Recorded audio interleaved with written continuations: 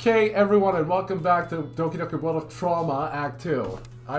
Trust me, I was blackmailed, alright? This is... but I guess he isn't too far off there on the accuracy there, so I guess I shouldn't be... I mean, considering what happened in the last episode, yeah... It is kind of a world of trauma, ain't it? That would have definitely been a World of Night Terror Act 2. That would have worked better. Monica almost got domed by a 9mm. You tell me that's not trauma. I mean, it definitely is. She definitely would have hearing loss, and they didn't mention that. Okay, I also talked to the composer about the whole, classes not being shut down after a school shooting. Because this world is just kind of fucked up, they're all just kind of okay with that. So... Oh, okay, sure. Just go with that. Fuck it, we'll just roll with it. He did admit that it was a good point that classes would still, that any sane school would probably just shut the entire school down for a few days while the, potential... At least a day, yeah. Well, the potential shooter is potentially still at large. Well, no, they arrested the dude, so but a day at least. I guess because they arrested him, that they figured that they could just continue class like normal, like there wasn't just someone that nearly died. But whatever, let's just. There would be trauma counseling for everyone. Right. So we left off after we had a bit of an anxiety attack. So lovely. I wait to the sound of the school bell chiming from the intercom. I open one eye and look around. The nurse is still at the desk typing. Looking at the bed next to me, I see Monica sleeping peacefully, and beside her, a tired-looking Natsuki is snoring slightly. Groggily, I sit up and rub my eyes. The nurse hears me and turns to face me. Ah, Shizu-san, how did you sleep? Are you feeling any better? Yes, a bit. Good, because now you can get out of my office. She grins at me and chuckles at my reaction. Sorry, just a joke. If you still feel tired, you can stay until clubs are allowed. No, you're probably right. Monica stirs just then and wakes up. What's going on? School's over. We should get to the club. Oh, right. She looks over and sees Natsuki in bed with her. When did she get back? A half hour after you fell asleep. She just collapsed. Monica gently nudges the sleeping girl. Natsuki? Natsuki? Natsuki pulls awake, sitting up in a hurry. Yuri! Okay, great, fantastic. I mean, considering what the hell we just saw her dad get up to, Yeah. Her being hit is the least of her concerns right now. Yeah. Huh? What? Shit. Natsuki. She looks around, then her eyes land on Monica. Are you really surprised? Are you really surprised she dreams about her dad beating the shit out of her? Because... World of Trauma. Yes. They really should just rename that. World of Nightmares. Yeah. Oh, right. That happened. She rubs her eyes. What time is it? Club time, if you want. Yeah, that's a good idea. I've got to tell you guys some things anyway. Oh, is Yuri gonna be there? Is that gonna go badly? Oh. No, God, no, not Yuri! Please, not Yuri! She swings her legs over and puts on her loafers. Monica and I do the same. You better not push yourselves, okay? Come back here anytime before 5 if you need to, or head home. We will, thank you. The nurse opens the door for us and we head down to the corridor. The corridor is still somewhat empty, but I can hear students in nearby classrooms beginning to pack their belongings away. As the three of us walk down the halls towards the club room, classroom doors start to open and students start coming out. When some see us, they pause and back away slowly, letting us pass by. God damn it, Yai. Yep. The looks on their faces are mostly that of pity and concern, although I do see a few amused looks. Natsuki apparently not used to the attention of those who look at us with pity. She's about to say something when Monica pulls her back. Don't! That one word shuts her up. You continue down the hallways, heading up to the 4th floor in relative silence. Thankfully, no one follows us. No one, that is, except Kozue. She's waiting for us on the 4th floor, leaning against a window and looking out at the drenched courtyard. She turns and walks over to us. Hey, you guys. I heard about what happened. Are you doing okay? I had no idea it had to do with you guys at the time, so I stayed away. Monica nods solemnly. We weren't hurt. Just got shaken up a bit is all. Natsuki nods in agreement. Kozue looks at me next. Alex, what about you? Did he hurt you? No, I'm fine. Well, that's good. Awkward silence. Great. Love it. Lovely! The 4 of us go silent. I'm not sure what else to do now. But fucking me after I get out of high school. That is just relatable. Yeah. I'm an adult. Now what? Yep. I'm pretty sure that's every high school's experience after they get, oh well fuck, every college dropout's experience. Hmm. It's alright. Thanks for checking up on us. You're welcome. This is just really awkward. Another small uncomfortable sounds permeates the empty corridor. Causeway rings her wrist uncomfortably. Listen. I don't think I'll be able to stop by Meiji's house late tonight. My parents have been getting angry at me for coming home late. It's alright. We'll probably just go to work on more of the same from yesterday. Right. Causeway's look on her face that appears to say, I'm dead weight, aren't I? Aww. Oh no. Here, Meiji clears down inside my head and I do the same. Thanks for checking on us. We appreciate it. He's right. Natsuki, who's remained silent the whole time, just nods. Well, with what I know now, I had to. I'll see you all later. With that, Kozue passes us quickly and heads down the stairs.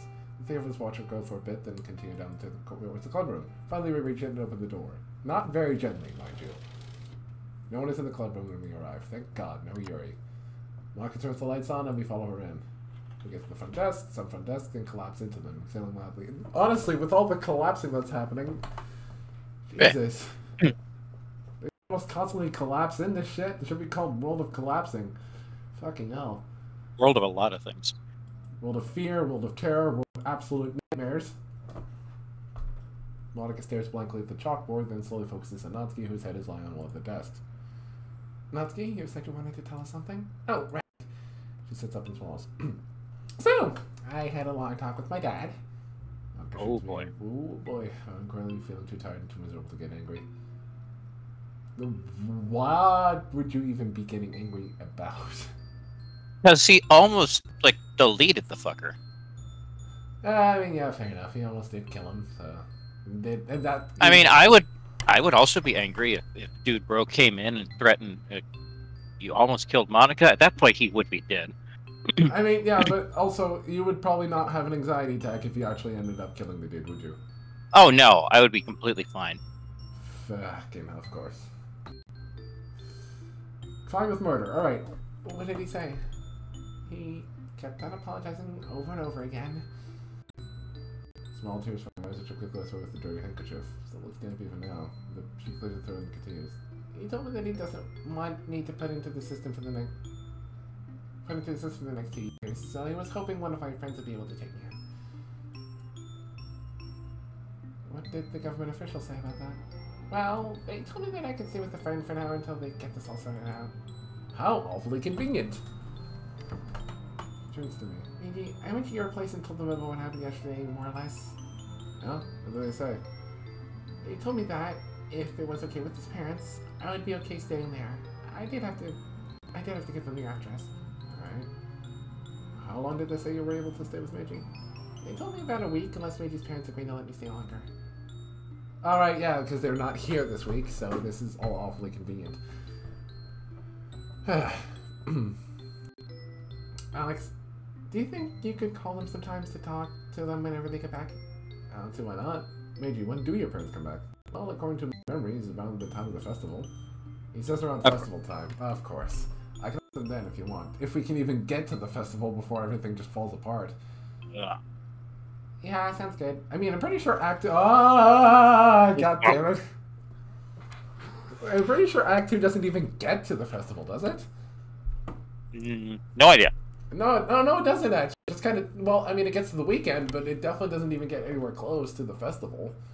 Well, if I recall my timing correctly, the original Act 2, weren't you staring at Miss Dead Stabby Girl, like, through the weekend? Yeah, I know you were, but, like... yeah, okay, fair. We do get to Monday, but like with Act 1, we at least get to the Monday of, with everything still being relatively sane until we find the funny hanging girl. Yeah. Well, that's Act 1, yeah. Just then the door opens. Mori and Yuri both step into the classroom. Great, wonderful. Great, good to have Yuri here. This is not going to be painful. Mori looking concerned and Yuri with a blank expression on her face. Monica quickly stands and makes her way over to Yuri. Yuri, how are you feeling? Oh, well, I guess she's no longer calling her Monica. Something's just happened. I am well, oh, Ms. Asano. Thank you for asking. Her tone is cold, although still vaguely polite. Yeah, considering she addresses Monica as President Asano and not just as Monica like she had before, there's definitely been a shift. Oh, I think this is the track they were talking about. This is the new piece of music. It's nice and melodic, yeah. Oh. Oh, Jesus. Okay. Wow, I was asked to actually sit back and enjoy this piece of music for a bit, so... Vaguely sinister. It's... Honestly, it's like beautiful and dark at the same time. I like it. I like this a lot. Not as much as I like the Outside the Streets theme, but... Yeah. It's good. I like it. Malotsuka looks away for a moment, then stands quickly and approaches Yuri. Yuri? Listen, about what happened... You don't need to be so concerned for me, Minamoto-san. As you can see, I'm quite well and uninjured. Oh, that's good. Wait, did she call Natsuki before as well? Yeah. She has she has taken a step. She's definitely taken a step back, yeah. They're just like she's treating us like acquaintances, not friends. Yep. Yuri remains expressionless, the tension in the room slowly building. Are you gonna make some tea today? I think we could all use some. Very well. Slowly, almost methodically, Yuri makes her way to the closet and retrieves her tea set. Mori quickly makes her way over and offers her assistance. All that Yuri asks her to do is fill the brewer with some tea leaves while she goes to get some water from the nearby fountain. When she leaves, Mori turns forlornly to us. She's been like this ever since I went to go check on her. I can barely get anything out of her. It's like she's only saying the bare minimum. I think I'll try talking to her later. You sure that's such a good idea, Alex? Yuri's getting more and more unstable. I even checked her character file while we were in the nurse's office. What? How? I finally figured out how to manifest the console without needing to go to the space classroom. After watching Alex do it a couple of times, I managed to figure out the secret. I'll show you all later. We all go silent at that, the only sound being the humming of the AC, the ticking of the clock on the wall, and the heavy rainfall outside. The ticking clock to my ears sounds almost as if it's getting louder the longer we don't say a word. But what is there to say? What the hell do we even talk about? About how Yuri's going to stab me? Yeah, probably! Or stab herself, more like. Everything is starting to go even further downhill now. Even Meiji's silent. I don't like that face. This something kind of stab happy is gonna happen at some point. I just know it. I'm scared. Yeah. Oh god, Act 2 is just not gonna be fun at all. Wait, considering that Act 1, Act 1 kind of acted the same as Act 1 from the original game, Act 2 is kind of acting the same. Is Act 3 just gonna be another Just Monica act, like in the original game? Oh, there's 8 parts apparently, so God only knows what they're gonna do. I have no fucking idea. This is an incredibly ambitious mod, but I hope he's got this all written out and he's not just saying, "Hey, let's do 8 parts and wing it," because no, I'm pretty sure you're gonna run out of story. If you're gonna make a mod this ambitious, he probably does have at least a rough draft for how he wants the other acts to look. I wouldn't be surprised if he cuts it back and says, "Yeah, we can't stretch this out this far. We're gonna make like 6 or 5." Well, which would be fine, but yeah, we'll no, see. I'm fine. This is even if it's just 4. I enjoyed the ride the entire way through. But I mean, yeah, you can get into contact with him, right? I can talk to him too about it if you want. Well, I mean, I'm not going to worry about the story part. Sorry, I'm eating popcorn. You're actually eating popcorn. Yes, I am. I went to a movie yesterday and brought some back. I'm just going to worry about the graphic stuff with him. That's not really my part to talk about the story. I'll probably talk then. Okay, so you talk about the whole graphic stuff. I'll probably talk about the whole story details if he's got it all figured out. So that's fine. We'll do whatever. I mean, I'm not super worried about it. I'm just enjoying the ride and just hope they can land it. I mean, I'm practicing to be a writer, so I mean, if I can help out, I'll probably try that at some point. Because I would hate for this all to be so good so far and then just the ending be shit. We're all sitting around silently when Yuri comes back in. I'll look at her simultaneously. Her face is a bit flushed once more, and alarm bells go off in my head. Monica walks over and offers to take the water from her, but Yuri forcefully pulls it away. Thank you for your concern, President Asano, but I'm perfectly capable of carrying this. She walks past us and begins setting up the tea to boil. Dejected, Monica walks over to the teacher's desk and pulls out her notebook. Doki stands and slowly walks over to the closet, pulling out a volume of manga and sitting down to read. Mori doesn't move, looking at me with concern. With the small smile, I moved over to Yuri. Oh. Jesus. Well, now we are alone. He slowly stands and makes her way over to Yuri, leaving me alone with my thoughts.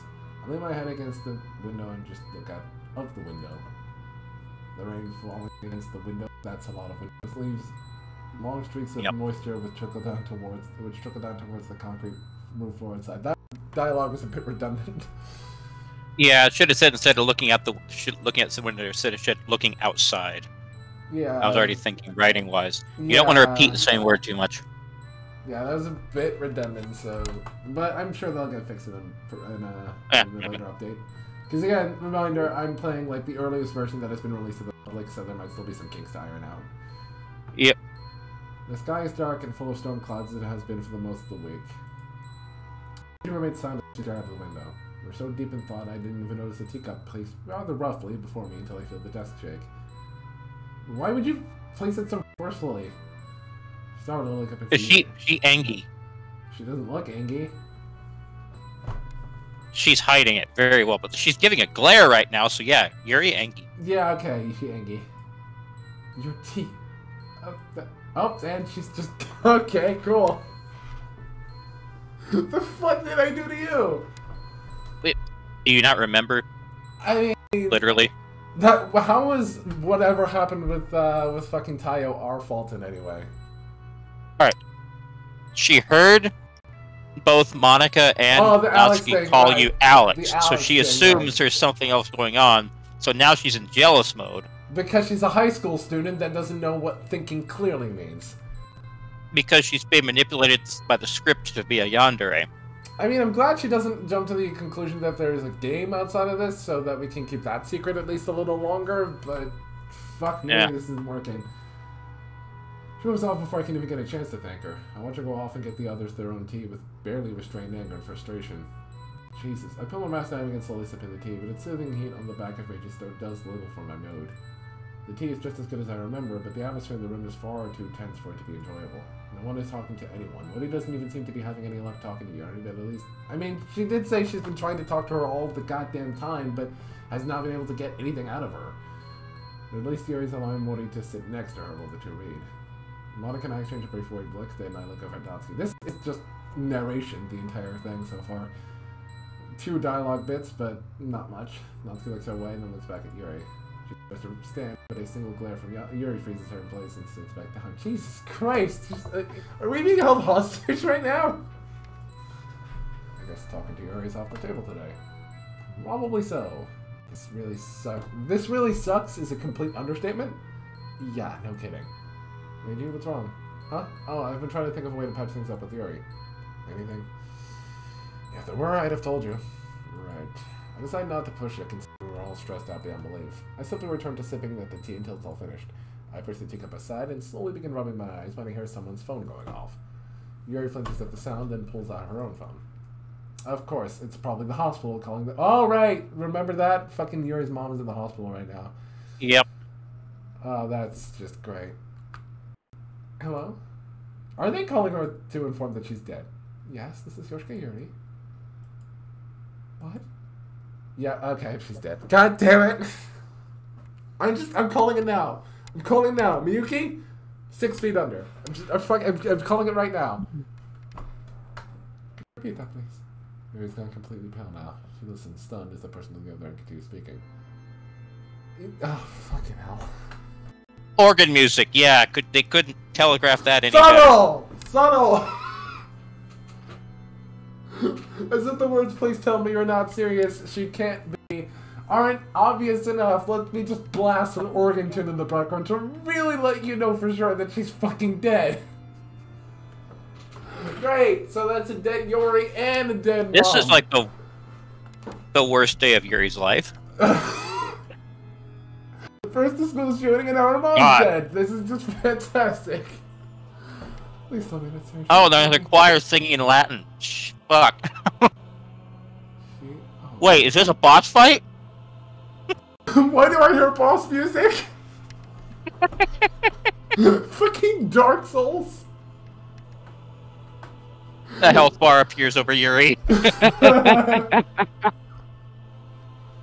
I didn't know World of Dreams was an RPG. Fucking Doki Souls or something. Doki Souls 2. God damn it. Oh, sorry. My mouth goes dry. She? Oh no, please God. Let it be known that we're only making jokes to cope with the depression. We're trying to take this seriously, I promise. Yeah. Yeah, something like that. Alright, I'll be down there right away. Sorry doesn't do her much good, does it? Goodbye. Yep, she's dead. She did! She swiftly ends the call and then turns to Monica. Also, she's kind of covering up money a bit there. Does anyone else know? I'm afraid I need to leave early today. There's some business I need to attend to, and it's urgent. Oh, of course. Feel free. I still have to end the club meeting anyway. Yuri, do you want me to come with you? I thank you for your concern, but I would ask you to stay out of my personal affairs, please. Yeah, she's so much more business-like and formal. It's genuinely kind of scary. Alright, see Tony. Why did she even come to the club? Jesus. Probably because Morty prodded her into it. Yeah. Icy tone stuns the rest of us into silence. Morty simply nods and moves away as Yuri quickly packs her belongings. Farewell, everyone. Yuri quickly slips out of the classroom. Slips out of the classroom. We can hear her footsteps rushing down the hall. The moment we can no longer hear her, the four of us can't say anything, just look at each other. Finally, Morty speaks up and confirms my worst fears. Great. Hey, yep. I mean, considering the organ music in the choir, I would be surprised if you didn't see that coming the moment it started. Yeah. Yeah.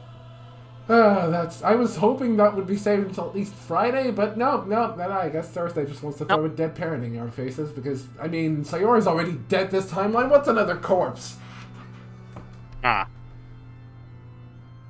She suddenly passed away a few moments ago. I was close enough to hear her fall. Yeah, and the trauma eyes, because god damn it if you don't have enough of those. I'm sorry I keep harping on about them, but god damn it, they're kind of overused. I've gotten used to them at this point, but they don't... That doesn't mean they scare me any less. Monica and Natsuki look horrified. My heart sinks even lower than I thought it had. Clenching my fists in anger, because of course there's something to be pissed about. I almost bring them up to slam against the desk, but I bring them slowly back down. It won't do us any good now. Natsuki of all people, begins gathering up Yuri's said and putting things away, cleaning them as she does. So, Yuri is literally the only Yoshika left. Uh-huh. Our dad was already dead a while ago, I think. Yep. So, now his mom's gone, so now she's literally the only Yoshika in existence. Unless...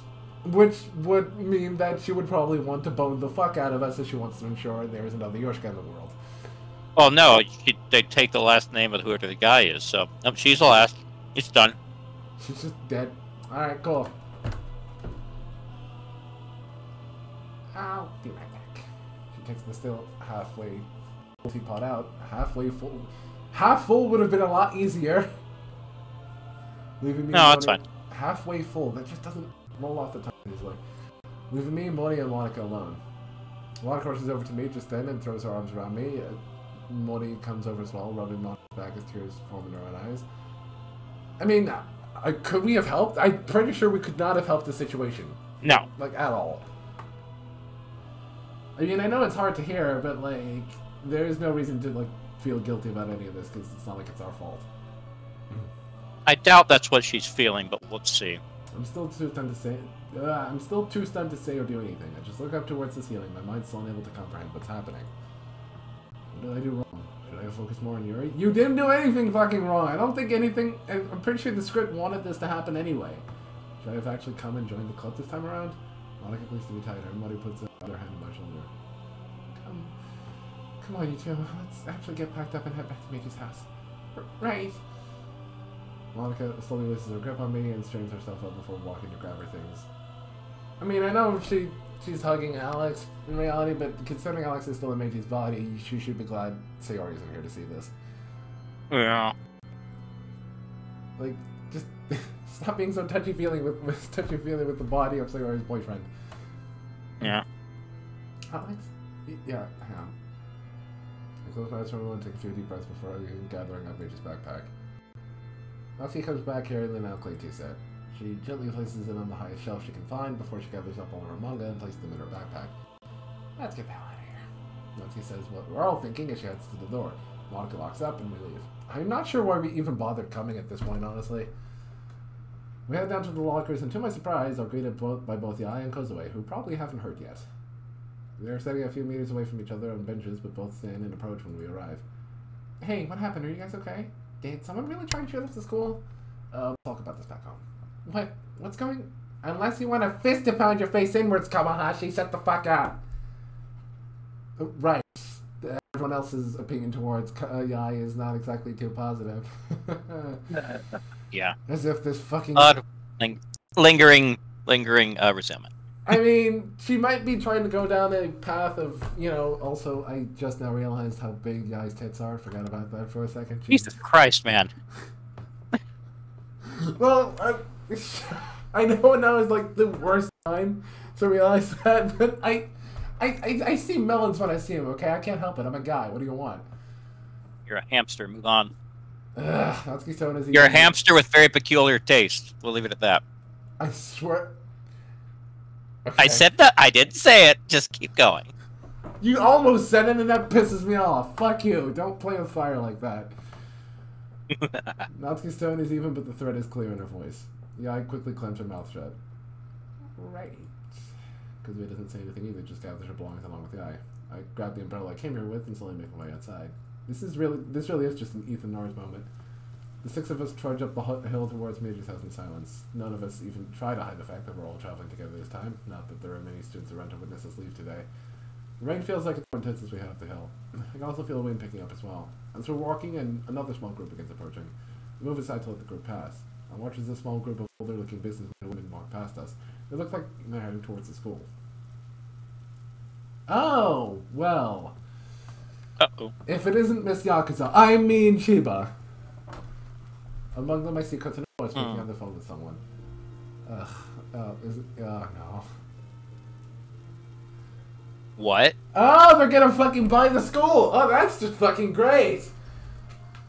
Yeah, no, this is just Kotono. Kotono's the bad guy. Kotono is just absolutely the fucking bad guy here. I do not trust this woman. Shouldn't. I really don't think we should. Anyway. Yeah, we should not, yeah. No, Father, we've given them plenty of chances. They need to pay their dues within the next 2 months if the school becomes ours. 2 days. Days. Shut up, I can't read. You know that. We're heading there now. I'll see you when Mother at home and inform me on how to... Hangs up her phone and gives up with a brief glance. Stop me from punching her in the face, because honestly I'm starting to feel like I want to. Her eyes land on me and she smiles at me, winking as she does so. She quickly turns away and begins speaking to the man beside her. When she and her entourage are out of sight, Natsuki's the first to speak up. What the hell is that all about? She's acting like some kind of Yakuza daughter. Because she is. Everyone looks down at Yai, whose eyes are closed tightly. Yai? Explain. You know those rumors were going around about her being in the Yakuza? Well, it's true. It's the reason behind her family's wealth. My uncle... Wait, is that true in the Act 1 timeline as well? Because it doesn't seem like it. I don't recall anything about it, so... If it's true... If she was, it was hidden. Yeah. If it was true back then, even then, she was dealing with it in a lot different way. Now she seems to be more obvious embracing about it. She seems to be completely fine with being a fucking mafia daughter. Yeah? What? Okay. Yeah, we're going out eating today. Oh, so you're gonna be gone early for a longer time. I'm pretty sure I'll ask when I'll be back. If I can get back around like 9, I should be able to push another one more episode out at least. Well, we'll figure it out. Anyhow, pressing onward. My uncle, he mentioned it a couple of times when he thought I wasn't awake. Shows a bit of the memory. The 10 minutes basically. I've got 10 minutes, so we've got to make this a 40-minute episode. Was this the case last week too?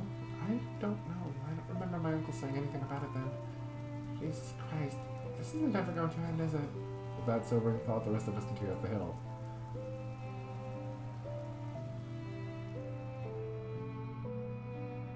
We reach Meiji's house, and all of us except for Morty collapse into the couches. More collapsing! Yay! That word is just working overtime right now. I hear the door to the space classroom opening just then. Hello, everyone? Give them a moment, Sayori. Oh, okay. Alex, take me to see Sayori, would you? Yeah, one moment. I stand up and slowly stretch towards the other room. Monica gets up and follows me. Passing through and separating, Sayori throws her arms around the exhausted-looking Meiji and buries her face into his chest, crying hard. Are you okay? I mean, again, the collapse is... word! That word is... Okay, I want to talk to Morvis about that too, because that word is just working overtime. It's been said so many goddamn times. I go over to the couch and collapse yet again. Can you not crumble into the couch, tumble into it? Use some more synonyms, man. Monica quickly joins me and buries her face into my shoulder. I stare at the ceiling, trying to gather my thoughts once more, as one by one the others trickle in and join us at the couch. The only sounds we can hear now are Sayori's soft sob, and constant worrying over Meiji, who is holding her close. I finally put a weak arm around Monica's shoulder. She quickly grabs my hand and squeezes it, holding it close to her. My free hand slowly balls into a fist. How the hell do we keep messing everything up like this? God, if you're there, fucking help us. Natsuki apparently shares my thoughts as she hits the side of the couch. What the hell? What the hell? What the hell? What the hell? With each what the hell, she slams her fist hard against the couch until Mona quickly goes to her side and catches her fist. Yeah, please don't break the couch. Yeah, I worked hard on putting that couch in there. And the couch I've put it is working fucking overtime. Damn. Little did I know 3 years ago how critical it would be to this mod. Just let it all out, okay? Let's get turns away. There's too much to let out, damn it! Oh, okay, great. More anxiety. Fucking fantastic. Can life really be this cruel? Is this one? Yes. It keep on screwing up. What happened today wasn't our fault. Mori says this in a reassuring tone, which takes Natsuki's hand in hers. She's right, Natsuki. Sayori comes over. Okay, I guess her boyfriend's fine then. She looks pretty shaken up as well, but kneels and looks at her friend. Look at me, Natsuki. Focus on my words.